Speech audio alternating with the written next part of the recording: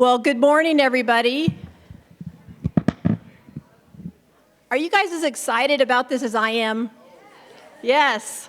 I'm very excited to share a lot of stuff today. I'm going to introduce everybody in just a second.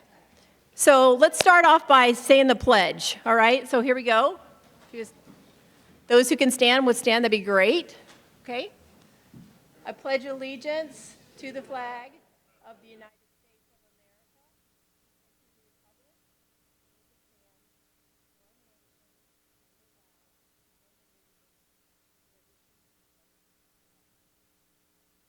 Fantastic. Okay, a couple little housekeeping things before we start. Could everyone silence your phones? Just for the respect of your neighbors. You can put it on vibrate, but if you could do that.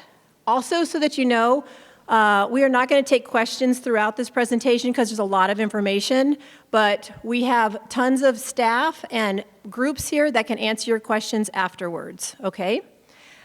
This is being recorded so that you for some of the people, well, just so that we have a record of it, and so that people that couldn't attend, snowbirds and other people, they can hop online and they can check out all this great information we're going to share with you.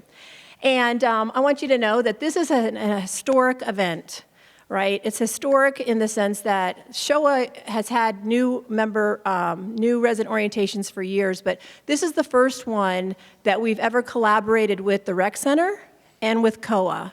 And so it's just fantastic. I'm excited that we're going to be hopefully doing this more to educate our community about all the unique things that all these organizations do, okay? And another exciting thing is that we had over 300 people RSVP. We didn't have to have you didn't have to RSVP. Anybody that didn't is welcome in, but that way we knew how many goodie bags to kind of prepare for everybody, right? So, so with that, all the little housekeeping things, we'll go ahead and we will just get started. Let me get my little, oh, here we go. The microphone. Oh, I did already. It's right on the shelf. Yeah, I did. Okay. All right.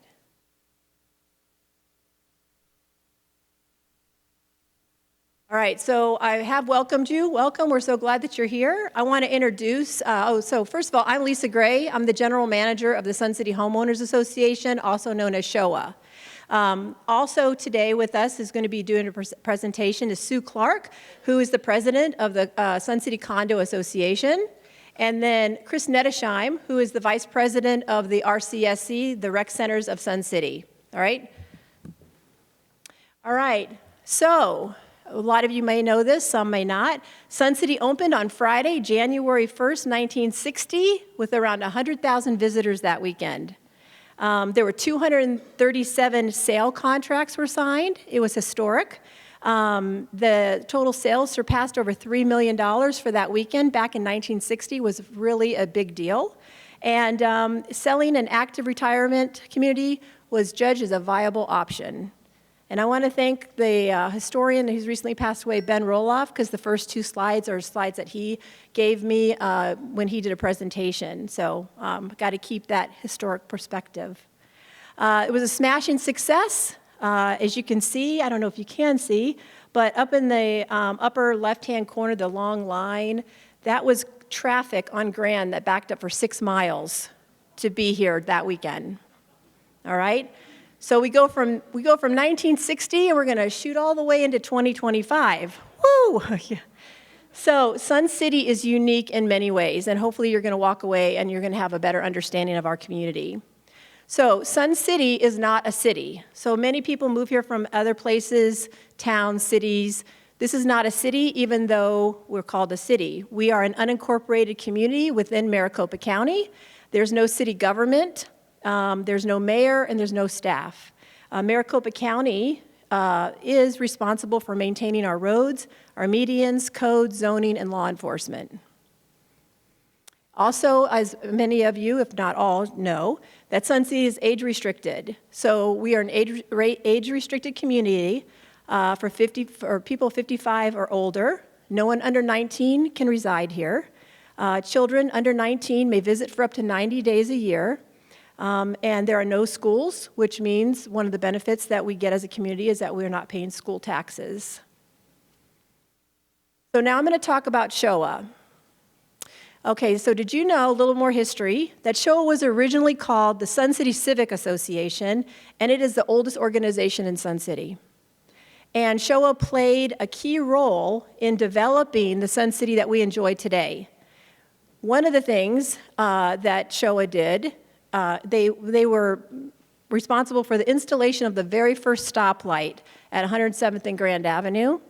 And also, SCHOA provided seed money for such organizations such as Sunshine Service and the Sun City Posse. So SCHOA, in one way or another, has been active in the community since 1960. SCHOA incorporated in 1963, and we've been the organization has been an advocate for the past 65 years. And it's not your typical HOA, which I think you're going to learn today. Our mission as an organization is to preserve Sun City property values through the fair and consistent application of your CC&Rs, your deed restrictions. That's our primary goal, our primary responsibility. That's really what we're here for. It's just so perspective, when you think about an HOA, Sun City is 15 square miles, and there are 17,500 single-family homes, and approximately 10,000 condos. I believe I talked to Sue this morning, and it's 9,600 condominiums. And condominiums include patio homes, apartments, side-by-sides. Anyway, so she's going to go over that with you, but condo is just not like an individual condo. There's a lot of type of condos. SCHOA's structure is we have a board of directors of 9. They're volunteers. We have a general manager, and we have a compliance staff of 5, and we have a marketing staff of 5. Our board of directors, this is a list of our board of directors, and we do have some of them here today. So like Ed Van Ness, our president, is here, if you understand, and then Pam Schwartz-Hall is here. Also Sandy Crawford and Greg Bradley, they're all here today. Greg was passing out bags at the front door. We keep them working, so they stay busy. Did I miss somebody? John? I don't have my glasses on. So John Turco, I believe, is here also. Yep. All right, so our compliance team, you probably saw a lot of them at the table. They consist of 11 part-time staff. Our staff is part-time. We work Monday through Friday from 9 to 3, and Monday through Thursday 9 to 3, and Friday 9 to noon. All right, so you're going to see what we do with the part-time staff and why it has to be part-time for right now. So my staff, if you'll stand up, because I'll tell you what, SCHOA would not be where it's at today without this staff. This staff that I have is amazing. It's remarkable. They really care about our community. They are just not a hammer looking for a nail, right? They do a lot of stuff to help our community when they go to people's houses and they see the condition that they're living in, whether it's a deed restriction, or we had a compliance officer that went to a food bank and got somebody food. Right, so my staff is extremely compassionate about the community that they serve. So everyone in Sun City lives in an HOA. So for SCHOA, your CC&Rs are mandatory. They're deed restricted. They go with the property of your land. But this is where an HOA is a little bit different here. The membership to SCHOA is voluntary. It's a $25 annual fee. I don't know why back in the 1960s they made it a voluntary, but they did. I've researched it. I've looked. And so we're going to talk about what that $25 does. So SCHOA, your SCHOA membership is not included in your RCSC assessments. We're going to talk about that, and I'll show you the difference there too. And they're also not included in your COA fees and assessments, your Condo Association fees. So there's a lot of confusion in our community about what the rec center does and what SCHOA does. A lot of people move here, and I think when they think of assessments, they think, oh, assessment, that's my HOA. So we get a lot of calls thinking that, that the rec center is their HOA. but they're not. We're two different organizations, and I really hope that everyone takes away the difference today. So here's the little chart that we put together. SCHOA protects, right? So we protect we protect property values. We protect the CC&Rs. When you guys decided to move here, I'm sure you drove through the community and thought, oh my gosh, it looks so beautiful here, right? There's not cars parked on the streets. There's not a bunch of debris everywhere. It just is a nice, kept up community, especially for our age. SCHOA is part of that reason why. And so just in comparison, the rec center, they handle all your fun, all your rec center stuff, all your recreation, right? Your golf courses, your pools, this center, all that type of stuff is under the rec center. And when you move into Sun City, you're paying your assessment, your annual assessment of $650 now, your PIF and your SIF, all that goes to the rec center. SCHOA does not have a mandatory fee. So you can see the difference in like the budgeting. We have about a $725,000 budget. The rec center has about a $30 million. You can see the difference in staff and dollars. Okay, so just so you understand, there is a big, huge difference between the two organizations. The rec center does not handle any CC&R. They get a lot of questions about that. They don't handle any of that. That's all SCHOA. Just like we don't handle any questions about the recreational side, that's all the rec center. All right, so what does SCHOA do, right? We do protect, so what does that look like? So we enforce CC&Rs for all single-family homes, all right? We protect the age overlay for all. Even, and there's the condos are a different bird, if you will, but they're still part of this senior community with the age overlay, and that has to be protected. And so when we get a call from somebody in a condominium that has an age restricted or an age issue, we will take that on. We will look at that. We will guide them. We will report it. We will work on that. So we do protect. We are the protection of that age overlay. So that's another reason why, folks, it's important that you're a member of SCHOA, $25, and if we were to lose that, that would be more than $25 effect to your pocketbook, right? And it would change the whole community. All right, so we also protect against legislation that could affect our community. We have a government affairs committee, which we'll talk about that shortly, and we watch legislation that could hurt our community. And then when there's something that comes up, we communicate to the community about, hey, we think that this bill is going to affect us, and this is what we need you to do. And so there was a parking bill last year that we were a little concerned about, and so we sent out an email, and we got, I think, close to 4,000 signatures on a petition that we were able to take down to the legislature and say, no, our community does not want this. And it was interesting because during that process, one of the legislators said to me, Lisa, I get it. Could you tell your group to stop emailing me now? I mean, like, he was getting inundated, that's good because we're sending a strong message. And sometimes we work with Sun City West on things like this. So Sun City West also had another 3,000 signatures. So between our two communities, we were able to tell our legislators, who are all three, they all represent both communities, you have over 7,000 people here that have said, no, we don't want you to vote for that bill. So that is something that SCHOA does, is we watch for legislation. We educate. We really try to educate our community about scams that are, we are a target environment for people that want to benefit themselves. So we try to educate, and then we also host events like today. All right, so compliance does matter. I think everybody would agree that it benefits us all. We are a tight-knit community, right? So we have condos, if you will, that are positioned right across single-family homes. So if you're looking at this all day, I think you'd really want to look at this all day, right? So that's what we do. We go in and this was a project that SCHOA took care of through one of our programs that I'm going to talk to you about. All right.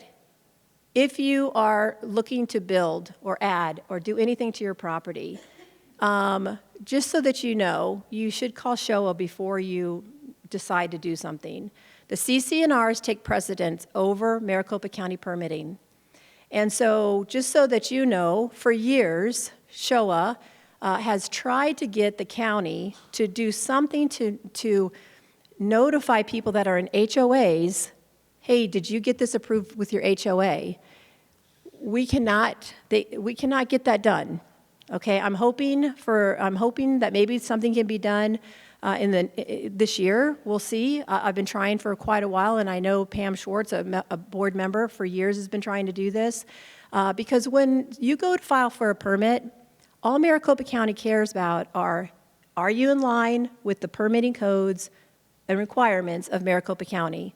Sun City is not their only community that they issue permits to, so that's all they care about.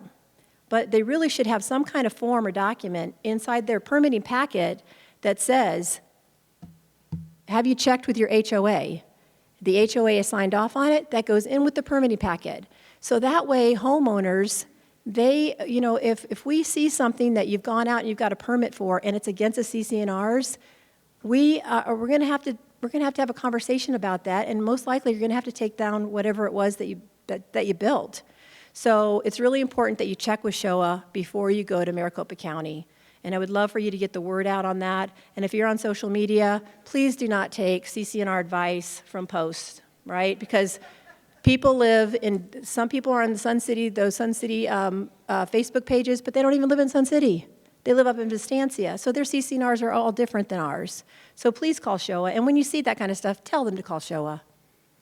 All right, so in 2024, just to give you an idea, we had over 3,500 violations reported. I talked to Christine, our compliance manager, this week, and I think right now, January through March, we've had 915. So we're on par to go over 3,500 if it keeps up, right? So this is kind of the breakdown from 2024. Just so that you know, when you see 128 age restrictions, these are complaints that were reported. Sometimes people will file a complaint because they see a child and it's like, oh my gosh, there's a child in the community. Well, a child can be here for 90 days, right? And so that could be an entire summer. They could be here for all of January and then come back in March and then come back in December. And so we will make a call to the property owner and we'll find out what's going on. So all those 128, there's not random kids everywhere. But just so people know, right, that kids can be here for 90 days. But if you want to turn that in, we will document it so that we can kind of keep track, right? If you see kids in January and then you see them again in March, but you haven't reported anything, it's not on our radar until you report it. And we can't go back by your word and say, oh, okay, well, they said that the child was there in January. We have to identify that. Because if it goes to court, we have to be the folks that have all the documentation, and it can't be hearsay. So we don't mind you turning something in. We just want you to know that a lot of times kids are visiting, right? Or they're just staying with grandma a little longer than probably a weekend visit. Or grandpa, not just grandma, but grandpa.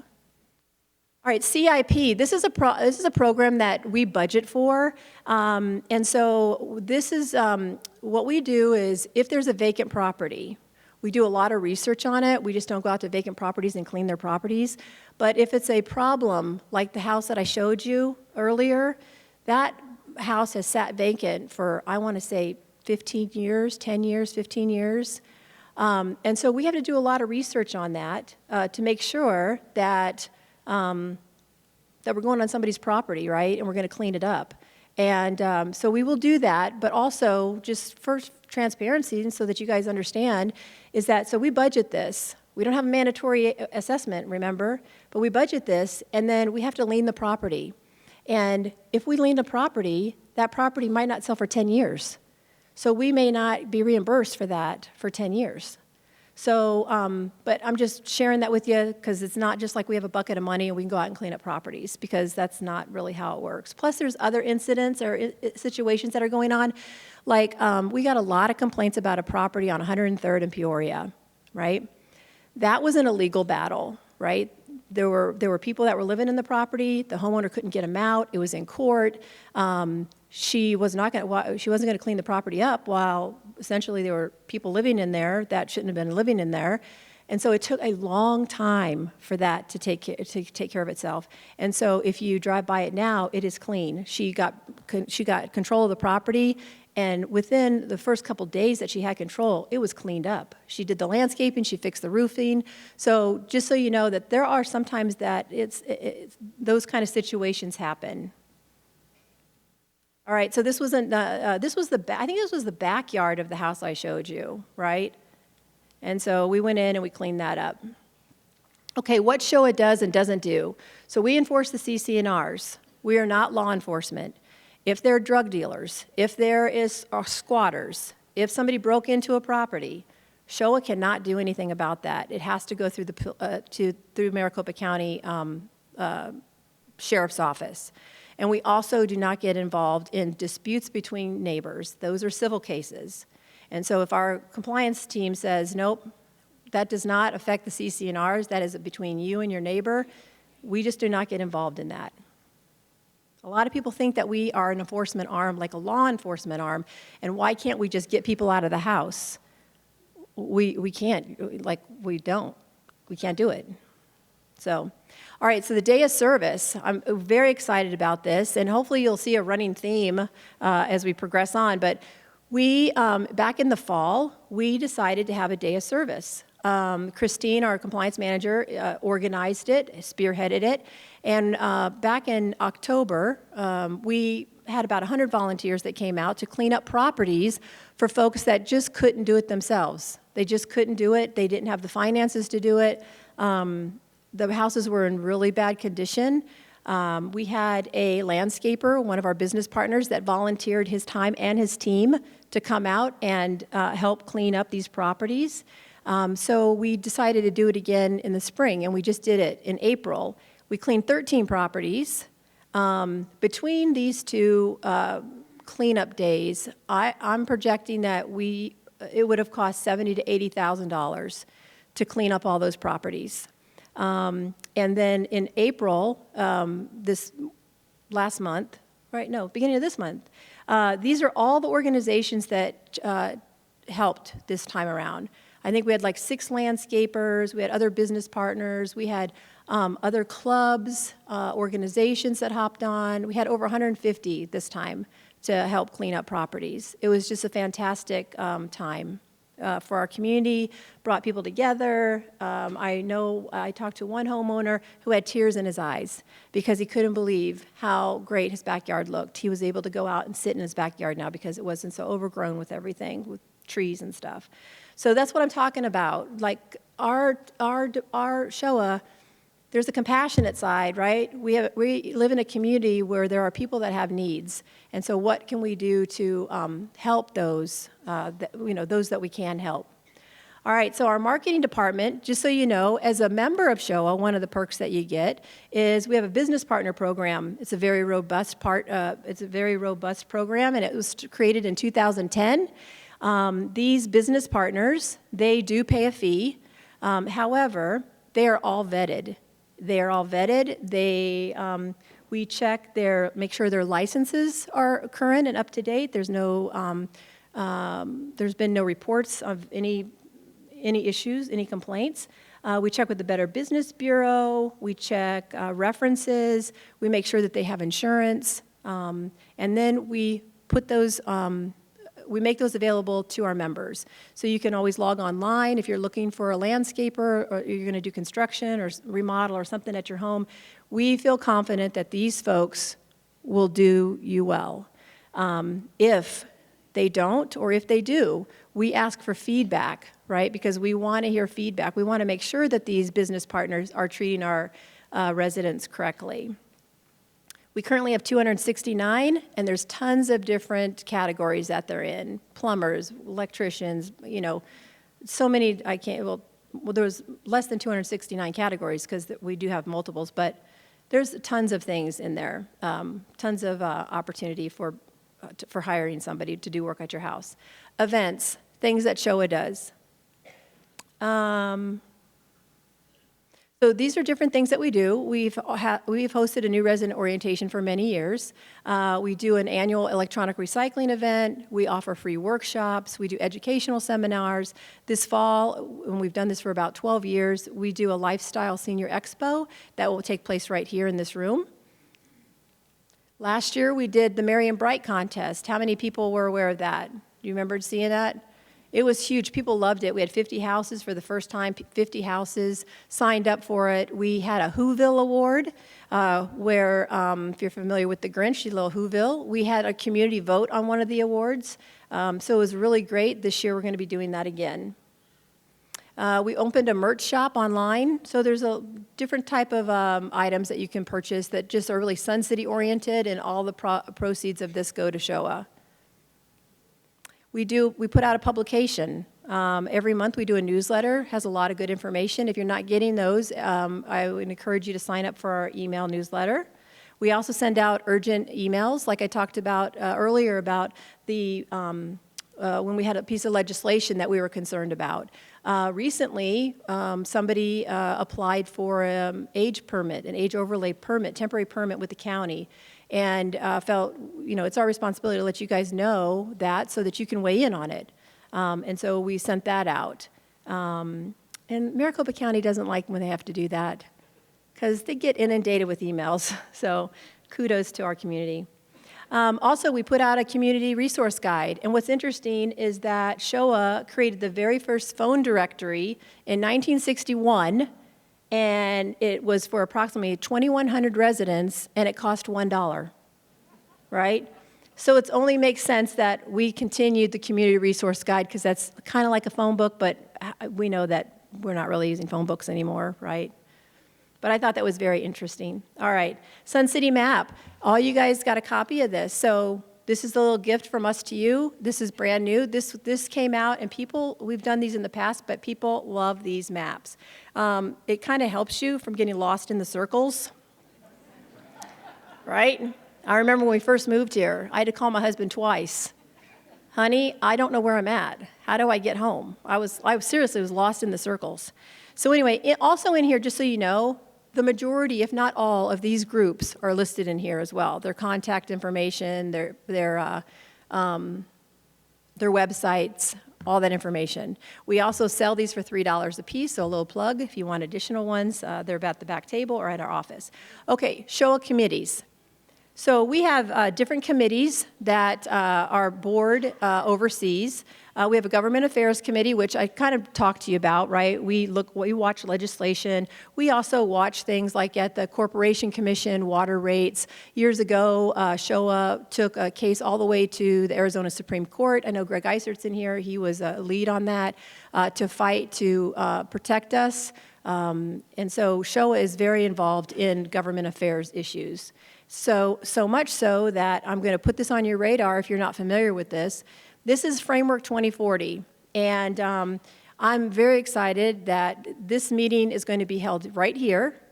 I love the fact that the Rec Center and us are working together, and they are hosting this for us. It is a Maricopa County meeting, and so essentially what this is every 10 years Maricopa County does like a 10-year plan, right? And so they are gathering information from their unincorporated areas across Maricopa County. So we sent out an email not too long ago that explained all this and how you could communicate, what you could do, and we're going to be sending more of that stuff out in the next couple weeks. There's the public meeting is going to be on Friday, May 9th, from 10 to noon right here. I encourage everybody to attend. Prior to that, you might want to go online. If you go to our website, which you can find that information in here, suncithyhoa.org, there's a way that you can go on to the Maricopa County website and post ideas and things on their wall. It's almost like if you had a board up here and you had Post-it notes, kind of like what Triarch did when they're talking with people about Mountain View, right? People could write down their ideas and they put it on a board. Well, this is all on their website. And SCHOA, we hear what the community says, but again, there are things that we cannot do. And some of the things are economic development. There is not an organization in Sun City that is responsible for economic development. It's not in our missions. The CCNRs, I talked to you about that a minute ago, CCNRs versus Maricopa County permits. I'd like a message set very loud and clear to Maricopa County that they need to honor deed restrictions in communities before they're issuing permits. Door-to-door soliciting, this is my personal one that I want to work on, is to try to figure out how to stop it, because our seniors are being inundated with door-to-door scammers. You can talk to the police department about that. They will tell you recent things that have happened. The coyotes, I know it's a simple thing, but our pets are being eaten, right? They're being taken. So these are things: bulk trash pickup, increase in police, hazardous waste disposal. These are things that we hear from the community that we do not have any control over. So we posted all of these things, about 15 items, on that wall. And we're asking people in Sun City to go to that wall and make comments and like it. It's kind of like Facebook. You can like posts, and then you can add your own. So I double-checked last night, and we got some really good responses for ours, but I love the fact that more people are putting things on there. And some of them are very similar to what we're saying, but the more we can communicate with Maricopa County on what we want, what are important to us, the better. All right, roads and safety. We've had this committee since, I want to say the early 2000s or maybe earlier. Pam Schwartz-Hall is the chairman and has been the chairman for many years. And, she was appointed by the former county supervisor, Clint Hickman, to serve on the Maricopa County Transportation Advisory Board. So it's really great to have her at that table in our community. But the roads and safety meeting, they meet every month except for June, July, and August on the third Wednesday. And we have a lot of people from Maricopa County, the sheriff's office. They attend those meetings so they can hear public input on issues on our roads. Speeding is the number one thing. And speeding does happen, because last week I got rear-ended by somebody going 50 miles an hour. I'm very blessed that I'm here today. But speeding is an issue in our community. Okay, ad hoc committee, our CCNR. So how many live in a single-family home? Just so I have a perspective. Okay, so probably about half or a little bit more, actually. All right, so last year, we had a committee that was working on our CCNRs, looking at updating them, because they haven't been updated since 1998. And they came together, they put things together. Our board has looked at it. Our attorney has reviewed it. It's back at our board, so our board is going to reevaluate the things that the attorney has said that we might be able to do, can do, can't do. And so just putting this on your radar, later this year, we're going to start having town halls to talk about updating our CCNRs and letting you evaluate what we're asking for, right? And so we're going to go into more of that down the road, but I'm just putting that on your radar, that is in the works. And I'm very excited about it, and so is our compliance team. And then we also have an election committee that handles all of our elections that take place in the fall. All right, so SCHOA does many things for the entire community, right? We protect our age overlay, I talked about that. We monitor legislation. Again, this is for the entire community. That's why everybody should be a member of SCHOA. We have condo owners that are members. We have condo owners that actually serve on our board. We've hosted that road and safety committee meeting for the entire community since the early 2000s. We strive to keep our utility rates low. That's for everybody. It's not just for single-family homes. We watch for scams. This is really near and dear to my heart. I hate seeing people taken advantage of. And so we try to get that information out as much as possible. In fact, we are going to be partnering with the Sheriff's Office on October 8th to do a town hall right here. Again, the Rec Center is graciously hosting us again. So watch for that. Okay, our current membership, just so you know, as of last night, it was 5,238 members, right? That's only 19% of our community. So I'm asking you to be a member if you're not a member. And I want to just also, I see folks from the Ukulele Club. In January, they held a fantastic concert for us, and it grew our membership by a few hundred people. So our membership from last year, it's up about 500 members from last year, so we're moving in the right direction, but that's still not that much, right? So you can help support our efforts. Our community depends on SCHOA staying in business. No one else is going to enforce your CC&Rs or your age restriction. It's the best $25 that you're ever going to spend in this community, in my opinion. So I also want to share with you that we have a foundation, a SCHOA foundation, and it's a 501c3. It's funded by donations. We have our board of the foundation is here today. We also participate in the Arizona tax credit. So that allows you, taxpayers, to make charitable contributions and receive dollar-for-dollar reductions in your Arizona state tax liability. So instead of paying your money to the state, you can pick a charitable donation and you can pay it to that organization. So SCHOA Foundation is listed on their list as a charitable tax donation, or Arizona tax credit organization. So what does the foundation do? So when our community was built, nobody thought about how we're going to maintain all the walls, right? So there's 30 miles of walls around Sun City. 17 are common walls. So about every 10 years, the foundation, they paint those walls. They make sure that that is a standard for our community to look nice. Also, they do a ramp program. And the ramp program is to assist residents with financial limitations. So we will go out and clean properties. If a property owner meets a certain criteria, we work with we work with Sun City Can with this a little bit because they do the vetting for us. But if they meet a certain criteria, we can go out and we can clean their property. All right. So and that helps to maintain our standards. Again, it's funded through the foundation. So take a look at the information from them in your bags too. All right, and so some people will say, I didn't even know you guys existed. Well, we're right down on 103rd, 104th and Coggins, and that's the outside of our building. So feel free to stop in any time and chat with us. That is covered for SCHOA, and so now I'm going to introduce you to Sue Clark, who is the president of the Sun City Condo Association.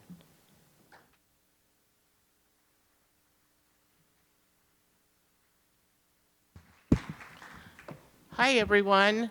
I'm very excited to be here. The Condo Association is very excited to finally be able to unite with SCHOA and the Rec Center to sponsor this presentation. So here we are. This is a part that to me is the funniest, but we are the Sun City Condo Association. But if you want to find us, you need to go to Youngtown because that is where we are. That's where our office is. We're at 11132 California Avenue, Suite B in Youngtown. We're open on Mondays, Wednesdays, and Thursdays from 9 to 1. And when you go there, Pat, could you stand up? Pat will greet you there. And then we have volunteer directors that are available to meet with you on those days. Russ Ruck is here. Russ, you want to stand up? Sue Theodore is here. Penny Walker is not available today, but she is there, and myself. And we volunteer our time to help our condominiums. Right now, there are 384 condos in Sun City, and there are all kinds of condos. The patio condos, which are mainly, they're long strips of condos with big strips of grass in the middle. Some have rocked it. And then there's what they call the Gemini, also known as a duplex. And we have a few of the high-rise that are more commonly known, as condos. So we have a lot. That consists about 9,600 units in Sun City. So how many condo owners do we have in the room today? Yeah, quite a bit. Thank you very much. And I'd just like to say our membership dues, we pay by association. So if you live in an association, your association chooses to belong. And so if you have less, I believe, less than 100 units, your yearly payment is $110. And above that, it's $230.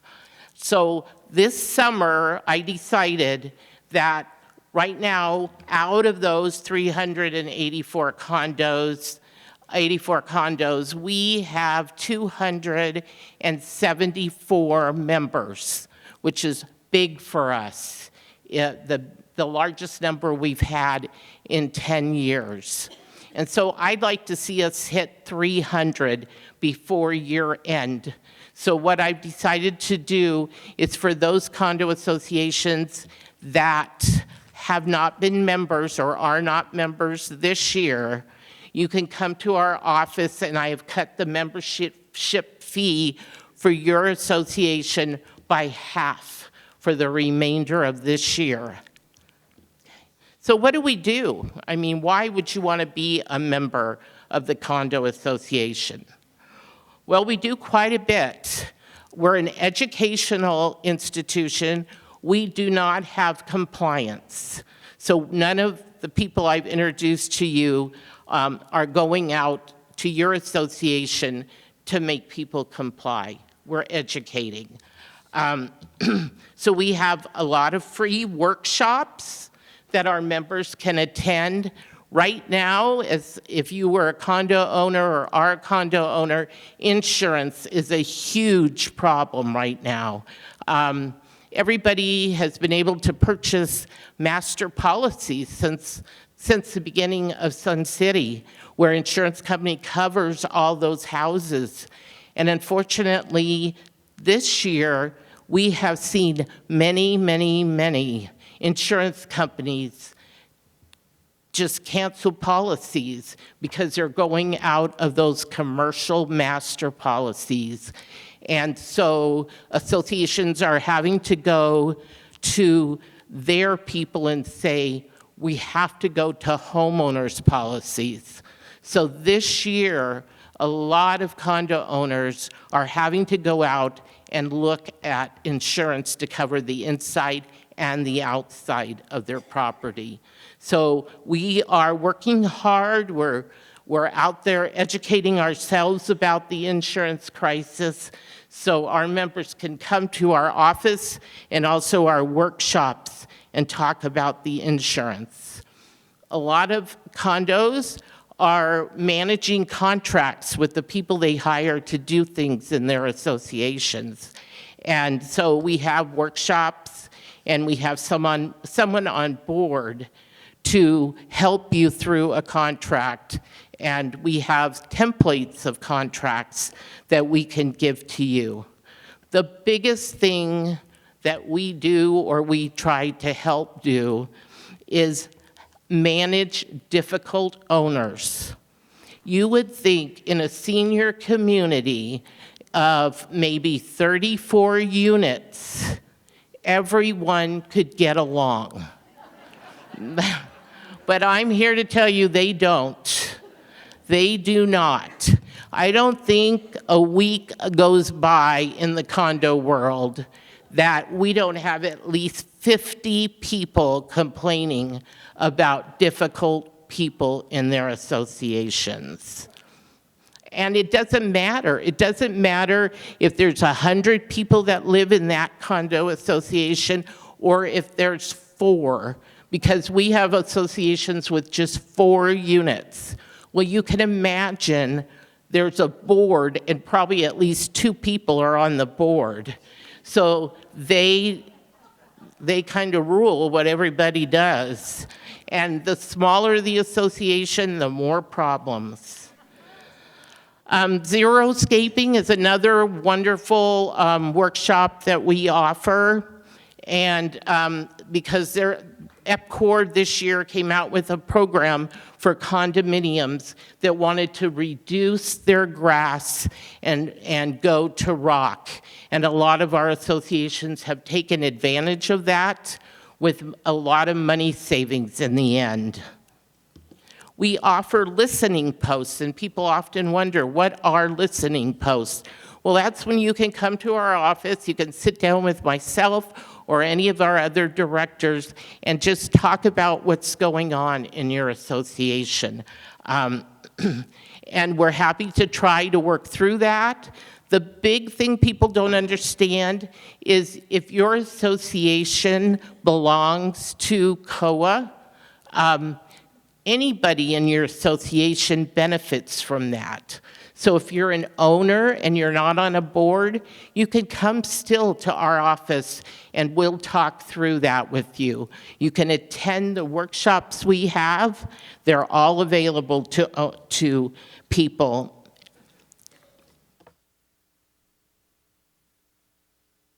We also assist in amending documents. That's a big thing here in the condo world because 384 condos, 384 documents. So none of the documents are the same. Some of them are very old. And so people come in and they say, can we enforce this? And a lot of them, some of them are even against the law by now. So we have a director that took a lot of time and made a template. And that is updated as the laws change so that it's totally up to date. You come in, we go through it with you, and you get an electronic copy of that document, and then you can make the changes for your association, and we follow you right through the vote of that document. Budgets are hard. And in condos, again, there are 384 different budgets. And you have to budget. I always tell people the first boards in Sun City, they didn't have anything to do. The condos were brand new. There was no problem getting insurance. They didn't have any problem with water. A lot of the first condos in Sun City even paid everybody's property taxes. They had this money budgeted, and so they didn't know what to do with it. They covered roofs. Some people still cover roofs, and that's a big expenditure. So we're very lucky to have Penny Walker on board at the COA because doing budgets is what she did for 34 years. And so she is able to take your budget with your board and predict what you need to do with your assessment for that year. She also does a reserve analysis during that time, so that's very worthwhile. We have a free notary, so if your association belongs to us, you can come in and we'll notarize any document, condo related or not, for free.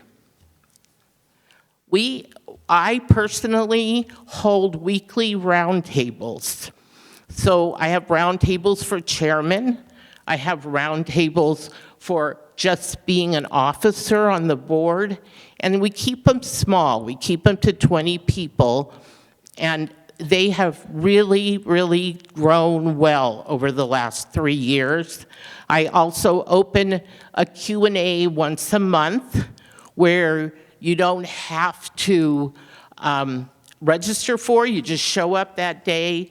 I'm in the meeting room for an hour and a half. You can come in and ask any question you have. But those roundtables are a place where people interact with other condo owners and boards, and it's a good chance for them to unite. So those have been very successful.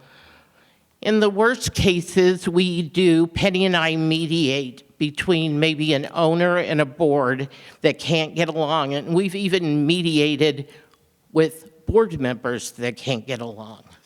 So we certainly do that. So that is what we do. We'll be at the table back there. I'll be in the room. We can talk about any condo issues or possibilities that you have. So right now, it's my pleasure to turn this over to Chris from the Rec Center.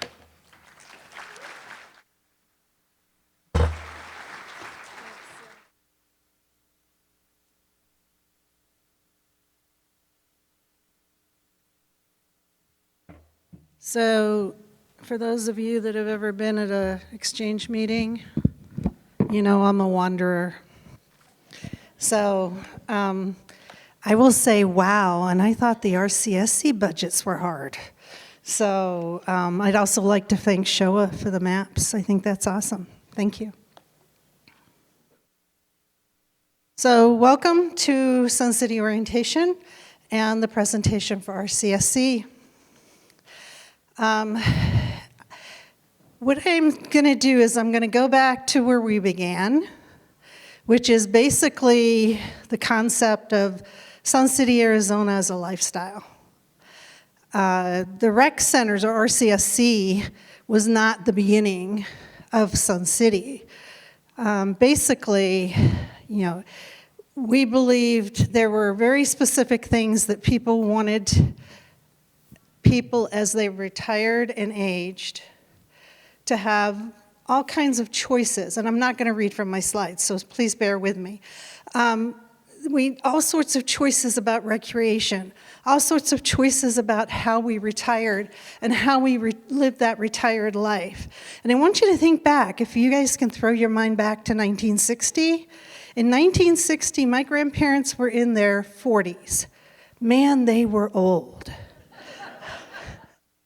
So think about 1960. If you were 55 in 1960, how you were viewed at 55 in 1960, totally different from how we're viewed at 55 in 2025, right? Totally different. There were not a lot of things for people that were of retirement age to participate in and enjoy. And Del Webb had this idea that they would build a senior community that allowed people to be as active as they wanted to be, both intellectually and physically. So with that focus, the Rec Centers of Sun City was born in its initiation, and it's continued to support those goals of the Sun City, Arizona community. So how did we come to be? So you've already seen some of this. January 1st, 1960, Deli Webb opened. We had, what I learned today, 6 miles of cars down Grand. There was a dream, and there was a plan. And Deli Webb and then John Meeker implemented that plan. And while in 1960, nobody had done Fields of Dreams, where if they build it, they will come, we did come, and we keep coming. And I think that's because we still offer everything that people are looking for as they're trying to move into their retirement years. You know, and as we continue, I gotta refresh my memory here. Okay, we're the first of our kind. I think Lisa said that. But what's important is that we were the first of our kind and we set the standard going forward. And I think that's really important, that if you look at every adult community in the country, it was originally, it may not look like ours. I think everybody would agree the Villages doesn't look like us, right? It doesn't. But every retirement community that's out there within a 55-plus community, it started with this dream right here. And as we moved, we started south of Grand. We started building facilities. We started building houses. We moved north. We progressed, more facilities, more houses, until we ended up way north. And then eventually, the Rec Centers of Sun City Incorporated were formed. So over the course of 65 years, that's a long time. That's like I was 2 years old. So that's a long time.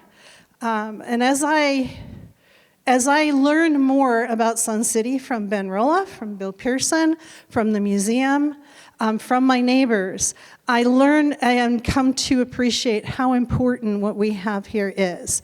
And if you really want to know more about our history, go to the museum.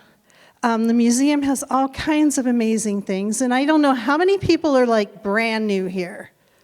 Can I see a show of hands? How many people? How many people 1 to 5 years? Okay. How many people 5 years or more? Okay, so we've got a really diverse population in this room today. So I would say that what we're doing here is important, but if you really want to know where we came from, how we came to be the Recreation Centers of Sun City, how we came to be Sun City, Arizona, which not really a city. If you look at it from that perspective, I would really recommend the museum. I could not recommend it enough. And the important thing about the museum is you get the right information. And I think that's really important. So RCSC is a private nonprofit corporation that owns and operates recreational and social facilities in Sun City, Arizona. And I just told you I wasn't going to read my slide, but that one is specific. It was the goal of the initial rec center groups, and then eventually RCSC, to provide for Sun City, Arizona residents, providing they qualify and choose to participate. By choose to participate, I mean you decide to walk through the door like you did today. The broadest range of recreational and social facilities possible to enhance their active lifestyles and well-being. That means so the really cool thing here is if you have an interest, you're probably going to find it here. And if you don't find it, you get to create it. And that is unique, that you get to create your interest here. So maybe it's something brand new like esports. You want to build a club for esports, you just have to get people together and do it, and then start talking to our club's office. So I think that's something to keep in mind as you're venturing into your time period here in Sun City. Okay, so we have a mission, vision, and value statement. I'm not going to read it. It's posted everywhere. I just wanted to put it up for you guys to scan. But we do have mission, vision, and values that we are working from. And our governance has very specific things. We'll talk about that later. But consider this like our golden rule, right? This is what drives the corporation, what drives RCSC, and people that work at RCSC and people that support it through their volunteer efforts. So what does it really mean? Well, for many of you, you came from a municipality where you voted for a mayor or you voted for the city council. We don't have that. We're called a city, but we're not really a city. We're part of the unincorporated areas of Maricopa County, which means that all of those things that a city council would give you, let's see, sometimes water, sometimes trash, sometimes law enforcement, sometimes a mayor that you can go stand at and yell at, sometimes a city council where you're going to give your point of view, libraries, all of those are part of Maricopa County. Now, our two libraries do exist inside Sun City properties because we feel that libraries are so important, but they're there. But they're owned by Maricopa County Library District, all of the content in there. So there are many, many supporting organizations in Sun City, Arizona, because we don't have a city council. And we don't have, public office that you get to go talk to. So all of those tables back there fill those gaps and those needs. There's SCHOA. There's the Maricopa County Sheriff's Office, there's the fire department, there's the museum, there's the Prides, there's CAN, there's the Sun City Foundation, there's the SCHOA Foundation, and I know I've missed somebody, I absolutely know. There's Olive Branch, and there's Sunshine Services, and there's the Posse. There's all these different organizations that fill the gaps that we have by not being an actual city. So, and every one of those, or the majority of them, have different governance, different bylaws and rules, and different boards. So, wait, what? I am a RCSC member? I actually had somebody say that to me. They just bought their house and they're saying, what? How did that happen? Well, it happened when you purchased your property.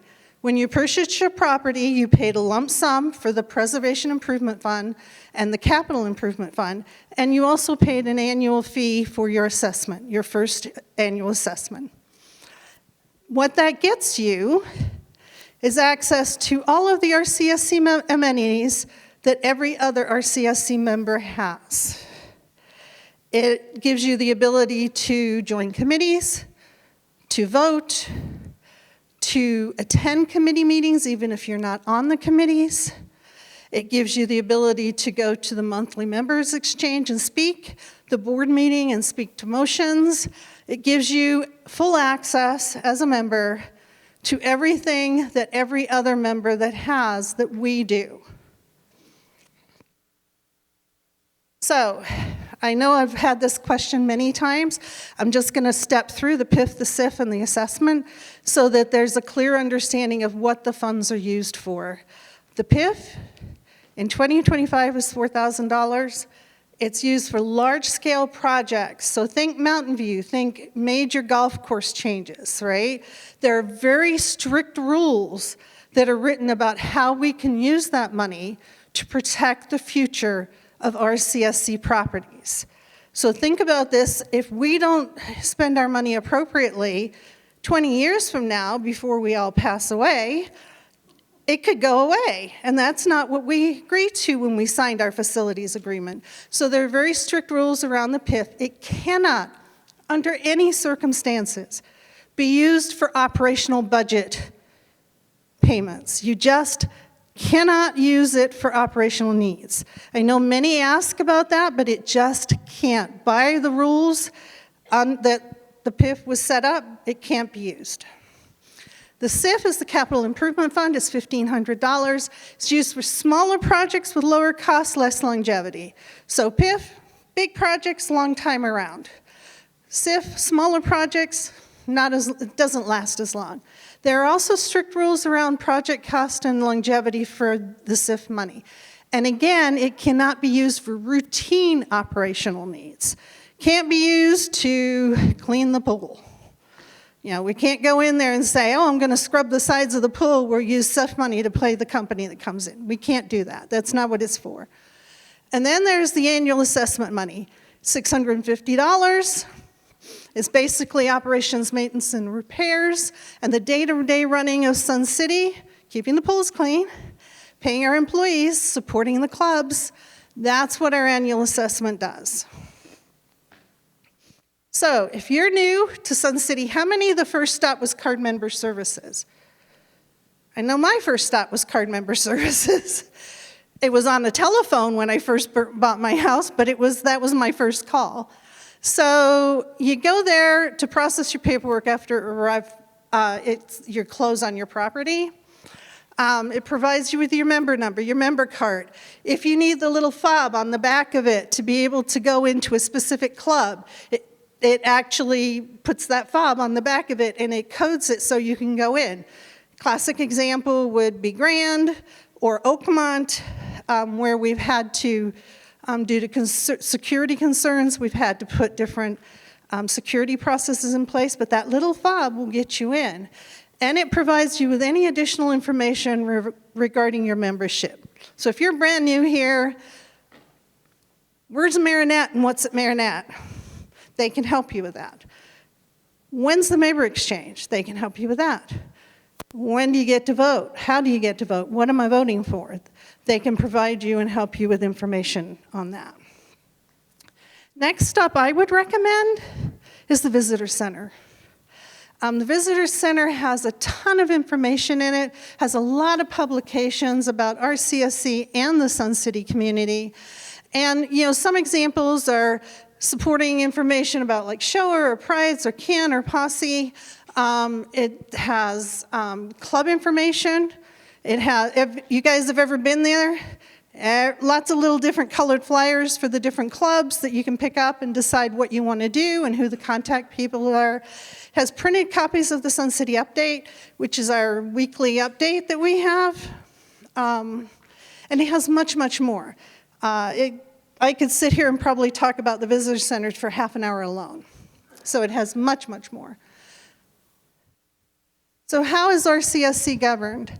Basically, we have the restated Articles of Incorporation, the corporate bylaws, and board policies that govern everything that the directors and/or management do. Policies tend to apply to the day-to-day stuff. The bylaws are what control how we behave, and the articles are sacrosanct. They're like the top. So think about it as Constitution, and then we have different legislations and laws that we've enacted throughout the country. It's a very similar thing. The articles are what guide everything, and the bylaws bleed out of that, and then the board policies come out of that to be able to implement and do different things. We have a board of directors. There's 9 of us. A minimum of 3 directors each year are elected. So if you're interested in being on the board of directors, please feel free to reach out to the corporate offices, and they'll give you information on how you can do that. We sometimes do have more, because if we have an unexpected vacancy, then we may have more people that will be running for the board. The board holds monthly meetings. We have a member exchange where you're welcome to come speak to us. So you can actually, it's sort of like this. We all sit down here, and there's a podium, and we have numbers. So people don't have to stand for like 12 hours like they used to. And you can actually come up and share your concerns. And you can speak to any topic. There's no control on that topic. And the board will either tell you that they need to research or try to respond to your question at the time. And then we have board meetings. The board meetings are monthly, where we do the business of the corporation. So if we need a motion to spend money, if we need to create or disband a club, we need to create or disband a committee, if we need to pass something like a bylaw change. All of that's done at the board meetings, and at the same time, there's a financial report and a management report that people can look at and listen to, and we have everything printed in the back, and the members are allowed to speak to the motions. So if there's a motion, you can come up and speak to the motion for or against. These are our current board members, and I'd like to ask President Tom Foster to stand up, please. Where'd he go? Okay. Secretary Keiss, Treasurer Borski, Director Collins, Director Brissette, and I said that wrong, I apologize, Director Gray, and Director Ruff. Thank you very much, guys. You do an awesome job.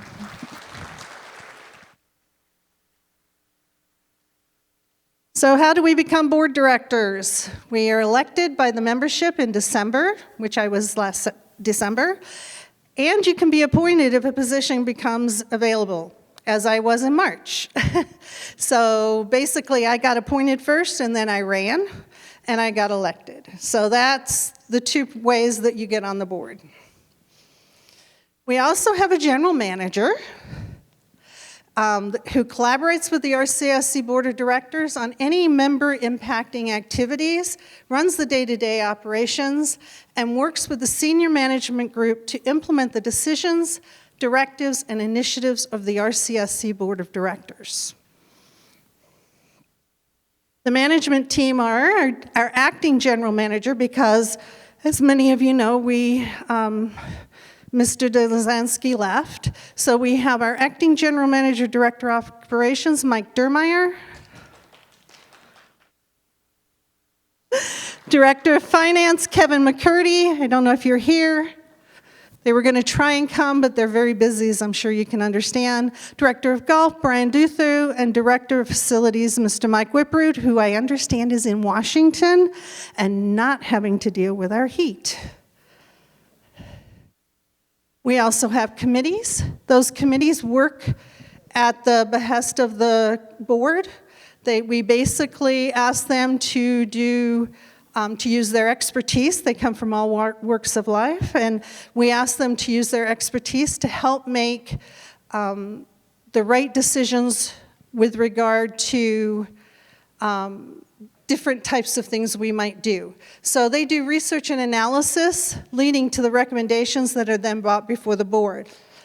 For those of you that may have seen recently, there was one about Quail Run and disc golf, and there was one about Facebook, or social media, and then one about the marquees. We have 11 committees. They're listed up there. Basically, these are people who come, they volunteer their time, they're members, and they bring expertise. Some of these committees, if you're a bowler, you could join.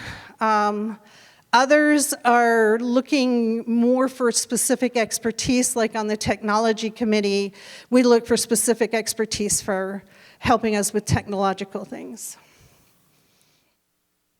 We also have a foundation. Many of you stopped at the table in the front for the foundation. Basically, it has a Neighbors Helping Neighbors, which is a member assessment assistance. So we have members who may need assistance paying their assessment fee each year. So we have that, and we also are expanded into looking at potential grants that would be available to us and or that we can submit. And so how can you help? Direct donations, or you can work with your club. If you're a member of a club, you can work with your club to go ahead and make donations to the foundation. You want more information on how to donate to the foundation or perhaps even help with the foundation, please stop at the table and talk to the board that's back there. There's Director Borski is the president of the foundation, and we have 2 other board members sitting at the table. And we have activities. So we have all these different things, but the activities is what we all came for, right? We all came for the active living, the different things that we could do. So we have 8 rec centers, and within those 8 rec centers, we have pools, we have fitness centers, we have flat spaces for club activities, we have a bowling alley in 2 of them, and we have one that does not have a fitness center and a pool. Does anybody know which rec center we have doesn't have a fitness center or a pool? Right, grand. Primarily club space. We have the Sun Bowl, we have the softball park, we have Meeker Mountain, Viewpoint Lake, and Duffyland Dog Park. Duffyland Dog Park is where you can take your dogs. It's got different places for your dogs to be able to run. Does require a fob, just so that you guys know. You can't just show up there and go in. It does require a fob. We have 8 golf courses. We have 5 regulation and 3 executive. We have, I was told, 124 clubs, not 127. So we have 124 clubs that go from cribbage to dance to swimming to automotive to politics to languages to you name it, we got it. I was shocked at how much we had here. I looked at the list and I thought, wow, if people can't find things to do here, I would be shocked. We also have the fall, winter, and spring concerts. The fall and spring concerts are at Sun Bowl. The winter concerts are here. The spring and fall concerts are free. The winter concerts are for a nominal price. I actually looked at one of the bands that came here during the winter. They were over on Mesa in the Arts Center, $125 for that ticket. And that was at the back of the house. So There's not really a back of the house here, so that's available. We also have our Fun Out of the Sun for our full-time residents. That's during the summer. And what it does is it provides people the opportunity to get out of their homes, participate in activities while remaining cool. And there's so much more. I really, truly could not tell you, stand here for probably 3 hours and list everything out that we do. So how do we get engaged? So the board would love for everybody to be as engaged as possible, but we also realize that that's not exactly what you came here for all the time, right? You didn't come here to do business, you came here to retire and enjoy your life. However, there are some things that you can do.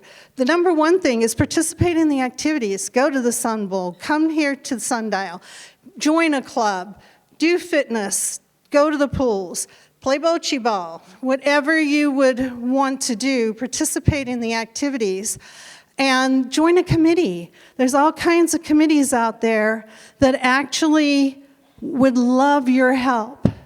We value the expertise of our members, and we would love to see you guys get involved with the committees.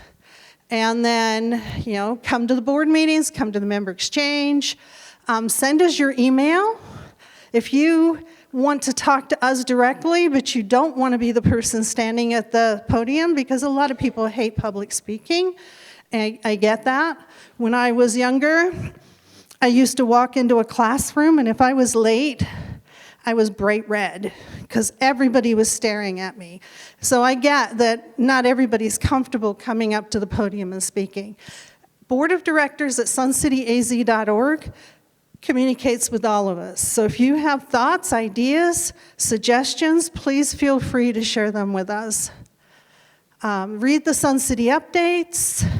Follow RCSC on Facebook and YouTube. The email blast that went out recently contained those links.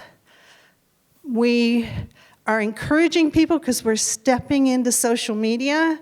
When you see things on our page or on YouTube, and you think, wow, that was interesting, share it. Share it. If you're a social media user, share it. We don't allow comments right now on anything, because most businesses and corporations do not. They control that very strictly. But that doesn't mean you can't take it and share it and add your own comments in your own groups. And then visit the museum. I'm going to have one last plug for the museum.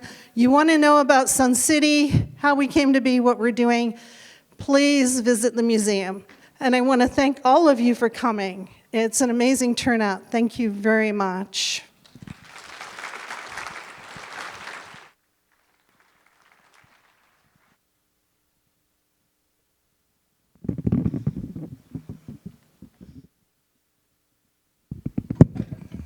Good job.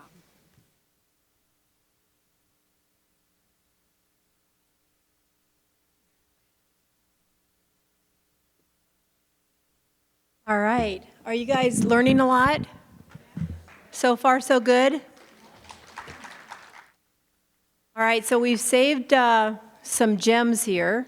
One thing Chris made me think, I didn't find SCHOA on Facebook and follow us there too, because we put out a lot of good information as we're trying to get people educated on things. Really good things are happening in Sun City. Really, they are. I'm going to go into some of this history with some of our groups, because as Chris and I have shared, and Sue, that Sun City is not a city, right? So there have been gaps and needs that we've needed to fill, and people have rose to the occasion over the years for that. And many of those organizations are here today, so we're going to talk about that. But before I start going one by one real quick, I just want to tell you too that as leaders in our community, once a month, there's a leadership coalition meeting that we get together, we meet, we talk about what each group is doing, how we can support each other, anything that's on the horizon. Your leadership in all these groups are working together, and so I don't think that is shared enough. But we're not in these little isolated hubs, if you will. So a lot of good things are happening. So Sun City, we're known and have been known for years as the city of volunteers. And you're gonna find out why here, and it's so exciting, I think. So Sunshine Service, this organization is really amazing. So it's one of the best kept secrets in Sun City. How many have heard of it? Okay, well, I guess it's not such as a secret, right? All right, well, since 1961, they have helped supply residents' needs for durable medical equipment and other household items free of charge. They lend, for those who don't know the secret, they lend medical equipment such as wheelchairs, crutches, hospital beds, walkers, etc. According to their website, they're housed on a 22,000 square foot facility, and their inventory is valued at over $1.6 million. They've received local, state, and national recognition, and they're a charitable nonprofit in Arizona, and that was started, again, back in 1961 to fill a need. That's an amazing organization, so if you're in Sun City and you need medical equipment, you should check with them. All right, number 2, the Sun City Prides. I'm sure you've probably seen those folks in their bright orange shirts all around the community. That's one of the reasons the community looks so well, looks so good. The Prides organization stands for Proud Residents Independently Donating Essential Services. Their mission is to assist Maricopa County in keeping Sun City clean and beautiful. And they've been doing this since 1980. This organization has historically kept Sun City beautiful as they're wearing their bright orange shirts as they focus on community landscape efforts. They're responsible also for those welcome signs that you see when you drive into the community, those Welcome to Sun City signs. They were behind that. The Prides became a nonprofit organization in 1982, and by 1983 they had 319 active members. And today they still have over 200 members, and their work definitely has not slowed down one bit. The Maricopa County officials have estimated that the 62,000 work hours performed by them has been of a value of about $400,000 annually. They do that to benefit our community. So, and these numbers were on their website. Number of years Prides has served, Sun City 44. So it's miles cleaned by Prides, 40 miles in Maricopa County. So next up is our Sun City Posse.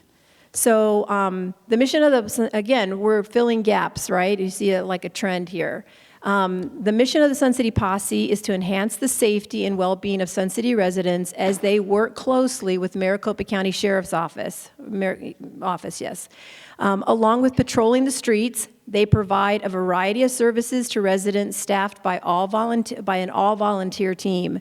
In 2024, they received 32,603 calls, ranging from medical emergencies, community policing and assistance, home vacation watches, welfare checks, missing people. So in 2024, the Posse volunteers worked 67,919 total hours. Just think, just a couple more hours and they could have got 68,000.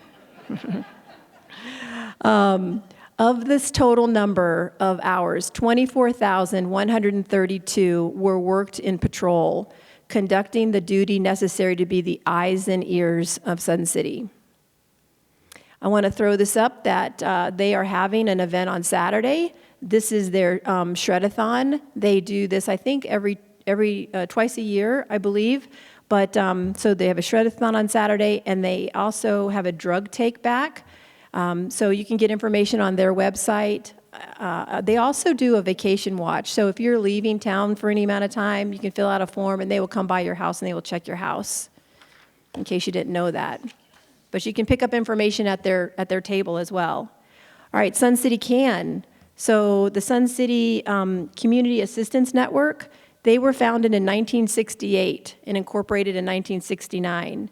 The mission is to connect low-income senior residents with resources such as utility bill discounts, APS and gas crisis assistance, help with their taxes, help them to apply for food stamps, Medicare saving programs, and helping to freeze property values.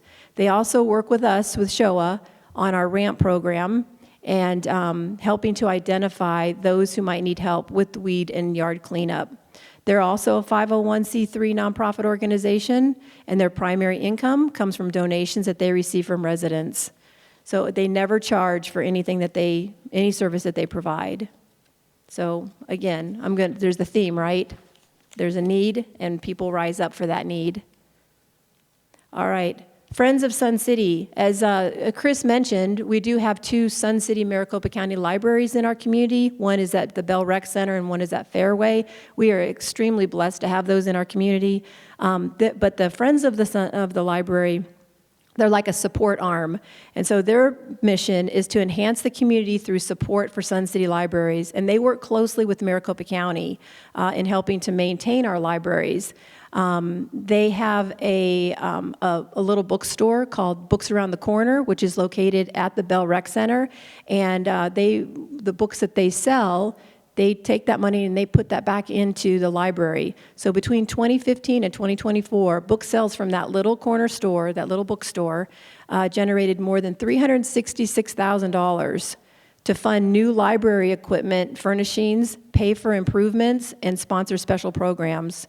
In 2024, they committed $40,000 to the libraries. So they are helping, even though they are teaming up with Maricopa County, and they are helping finance our 2 libraries and different things that go on there. They're also a 501c3, and like I said, we are blessed to have both of those libraries in our community. All right, a lot has been said about the museum. All right, I was going to say this last, but I'll say this first. They are a must-do Sun City bucket list item, right? So the Del Webb Sun City Museum is a place that you will discover the rich history about our community, the community that changed a nation. Sun City was the first planned active retired community, Chris mentioned this, in the nation. And the Del Webb Museum opened in 1990 as the Sun City's Area Historical Society. And in 2010, they changed the name, and they renamed it after the man who was instrumental in our community, Del Webb. So when you step inside, you feel that you've journeyed back in time to January 1st, 1960. I kind of feel like I step into like a Father Knows Best TV set, right? Many visitors anticipate spending about 20 minutes, a half an hour to check it out. Check out that little pink house, the very first model home. And then 2 hours later, they say, we'll be back, right? So there's a ton of stuff in there to look at. The museum showcases fascinating artifacts, photographs, displays, great stories. They do a ton of events. Highly encourage you to check them out. And that's their address, and they have visiting hours. So now for something that's kind of fun, they have this book. This book is amazing. I got some of my history stuff out of that. I've read parts of I want to know about things, so it has a lot of good history. I will tell you that my husband is reading it, and it's all highlighted, right? A lot of good stuff in there. And so they do have these books available at the table for $20, but somebody is sitting in a chair that has a golden ticket underneath it. So if you want to check your chair and see if there's like a little taped golden ticket, and I'm kind of looking at where it might be, but I'm wondering if anyone is sitting in that chair. That's one of the problems, right, when you do something like this, is that you might not sit in the chair. All right, so nobody sat in the chair. Okay, just so that you know, just for, you do? All right, there you go, winner. All right, yeah, whew, thank goodness somebody sat in that chair. Whew.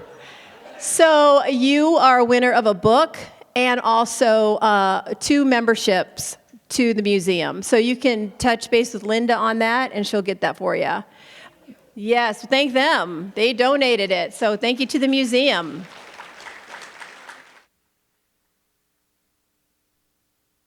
Yeah, we got to think that through again, don't we? All right. Yeah, but really, it's an amazing book. I encourage everybody to get a copy of it. All right. So a couple other organizations. They're not so much like the community groups but they are imperative to our community. So the fire department. Rob Schmidt, our fire chief, is here today. When I saw him, I'm like, oh my gosh, you're here. That's fabulous. But I shouldn't be surprised because he's always involved in our community, right? But so the Sun City Fire Medical Department, they offer programs that help support our community. And one of their popular services that they do are lock boxes. So some of you guys might have little lock boxes that are by your front door. And so those are, especially for new residents to know that, so the fire department doesn't break down your door, right? Because your house key is in there. They have a key. They're the only people that have a key to access that. If there's an emergency, they can unlock that, get the key out, open your door. So if you're new to Sun City and you have one of those, you might need to get the key changed out. So they will do that as well. They also provide free smoke detector installations along with a home safety survey. The fire department has a great relationship with the community. I mean, we are very blessed to have them and the sheriff's office. We work very closely with them. There are times where I get emails from them saying, hey, have you seen this? This is happening on this property. Do you know about this? So it's really good to have that kind of relationship with them. They also helped partner with us, and they worked with us on both of our day of services. They brought out their own crews and teams and helped with that. So kudos to our fire department. They are rock stars. Our Maricopa County Sheriff's Office, again, this is our police force, right? So we don't live in a city. We don't have our own police force, but they are amazing. We work very well with them too. There are times that they call us and say, hey, did you know about this? Same thing. So Maricopa County provides our law enforcement.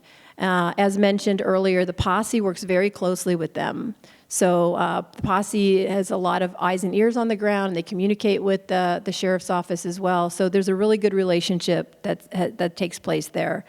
The Maricopa County Sheriff's Office is also known as MCSO, and those folks, we generally have somebody from the MCSO at our roads and safety meeting because they want to hear what's going on, and they want to communicate. Like, yes, we heard that there's speeding on that road. Either there's nothing that we can do about it, they're upfront with us, or we put this sign up to try to slow it down. So there's communication going on between them and us, and so it's really a positive thing.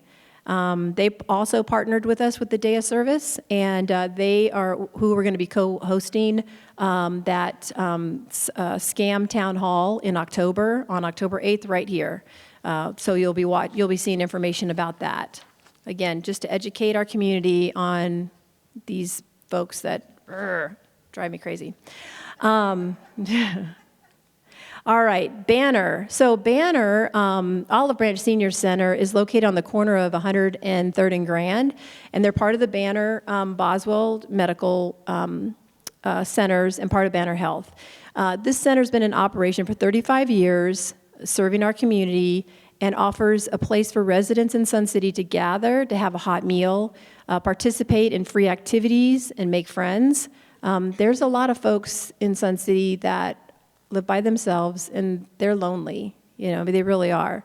They offer benefit checkups, blood pressure checks, classes, including exercise nutrition programs, counseling, health and education events, health screenings, legal assistance, meal programs, and entertainment for individuals who are 60 years or older, their spouses, and any handicapped person of any age. So it's a really great resource for us as a community. All right, so as you can see, Sun City has a rich history of volunteerism, And each of these organizations, as I said earlier, they rose up to serve a need in the community. And I hope that this presentation has maybe encouraged you to get involved, to volunteer somewhere if you're not already. The goodie bag that you have is filled with, the little green bag is filled with information from all these organizations. But please stop by the tables, meet with these folks, get more information from them. Closing up, what I'd like to do is I really want to thank the Rec Center and SCHOA. This, like I said, I started this earlier by saying this is an historic event. And you guys can all say I was there. I was there 30 years ago when they did the very first one. But it's been really a blessing, an honor to work with these gals because we really want to educate our community because we're so unique, we're so different. And so then I also want to thank all the community groups for all that they do because you just saw all the things that they've done, and they've done them for 60 years, some of them. And then I want to thank all the staff that helped us, thank the Rec Center staff for setting up for us and making coffee, everything. So you guys, we're really blessed to live in this community. So thank you guys so much for coming, all right?